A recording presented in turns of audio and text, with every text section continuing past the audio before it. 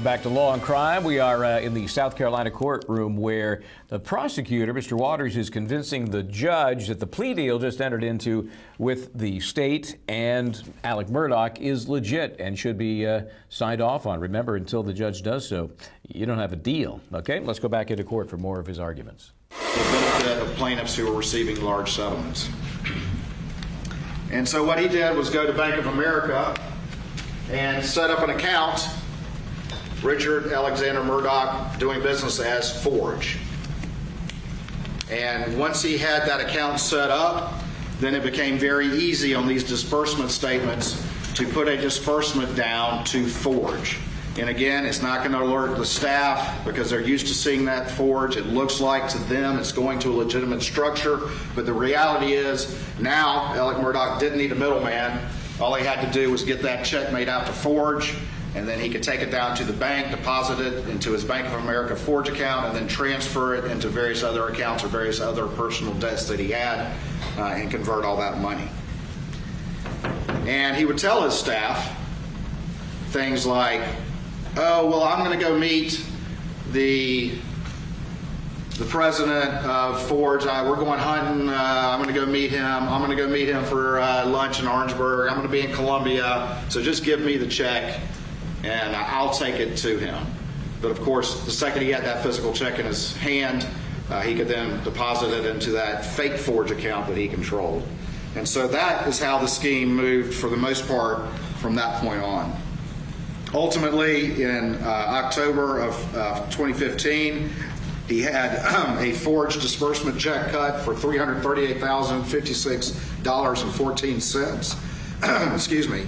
And ultimately, that was a forged disbursement that was stolen by Mr. Murdaugh. He also then had a second check in October of 16 that was for $45,000 that he was able to get dispersed to Forge and then converted through his fake Forge account. And then he had a sort of phantom recovery that he put in the disbursement sheet that was listed as a structured for annuity directly to Michael Gunn for $500,000.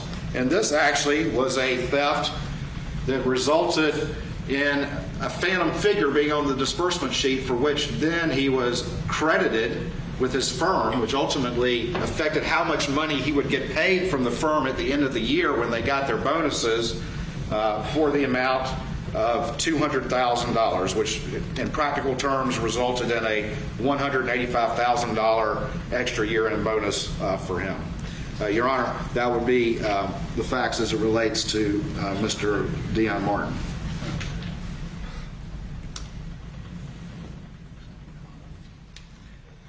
Moving on, the next victim was Johnny Bush, Your Honor, and this would be the crimes that are alleged in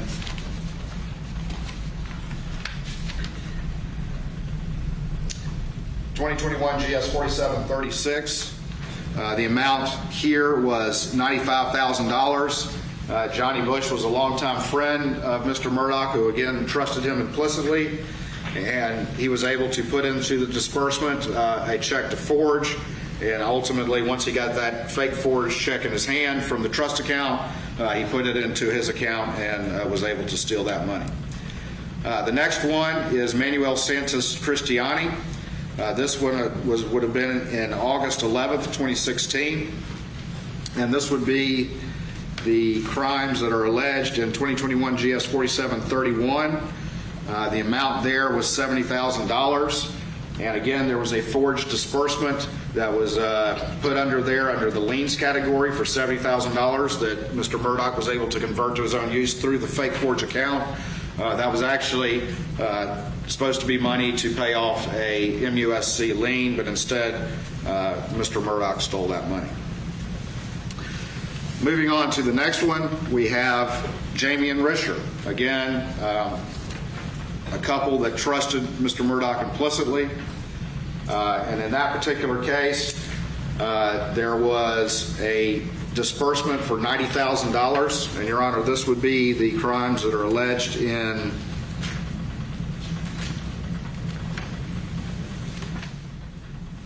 (2021) GS 4737. and there was a $90,000 check made out to Forge that he converted through the fake Forge account. He also misappropriated by putting them down as supposedly legitimate case-related expenses, $5,504.94 that were used to pay for a private plane trip, limo service, and meals that were ultimately billed to the client as if they were legitimate. Instead, they were for the personal luxury use of Mr. Murdaugh.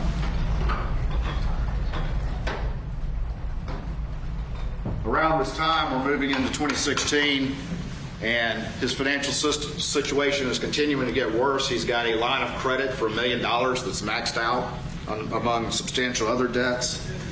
And we move on to some of the other crimes that took place. And the next one on the list would be another theft involving the Pinckney matter. I mentioned Natasha Thomas and Hakeem Pinckney. That was the son of Pamela Pinckney. They were all involved in this particular accident.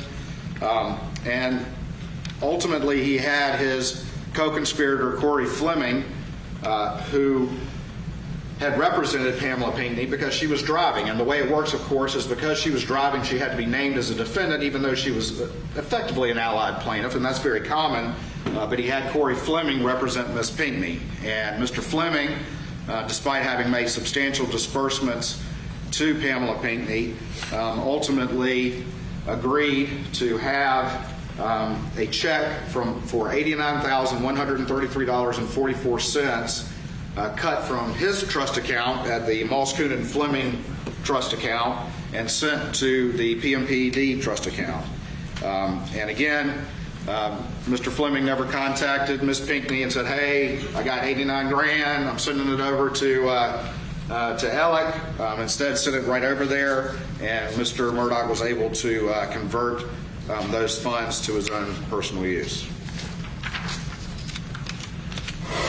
And the hits just keep coming. It is unbelievable how many folks were ripped off by this guy and how much money was involved. Where's the money? Let's talk about that. Just getting a statement from the South Carolina Attorney General there, Alan Wilson. Today, Alex Murdaugh pleaded guilty to his financial crimes. This is a win for the victims and for justice in South Carolina. We hope the families he betrayed and stole from find a little peace that he is going to serve time for those crimes. It doesn't matter your last name, your position, your connections. No one is above the law in South Carolina. Let's go back to that courtroom.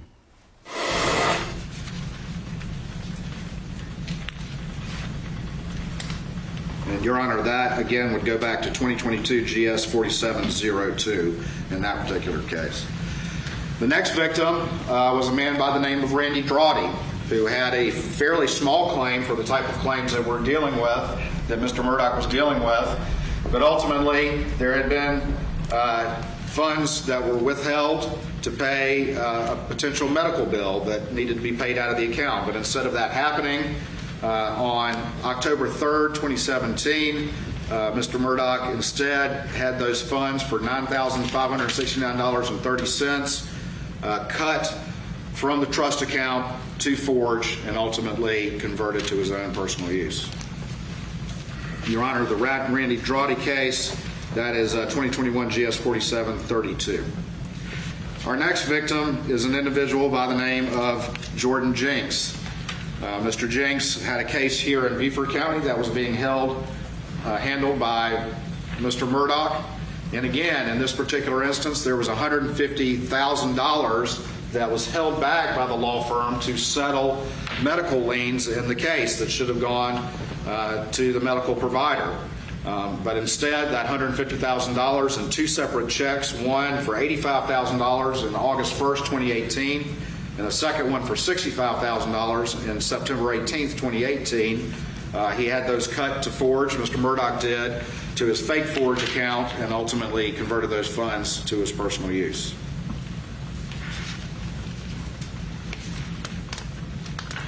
And Your Honor, again, the Jenks case would be 2021 GS 4735. The next case that we had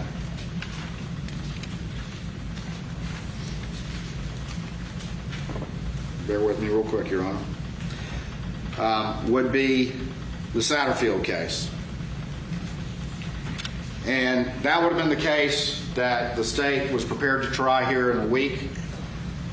Gloria Satterfield was the longtime housekeeper for Mr. Murdaugh and his family. She suffered a fall at his home in Moselle and survived for a period of time, but ultimately died. And Mr. Murdaugh, who had the trust of the Satterfield family, who had known him for years, even at the funeral, told family members, I'm going to help those boys. I'm going to help the Satterfield sons. And essentially, I'm going to have them sue me so that I can make sure to get money for Gloria and for y'all.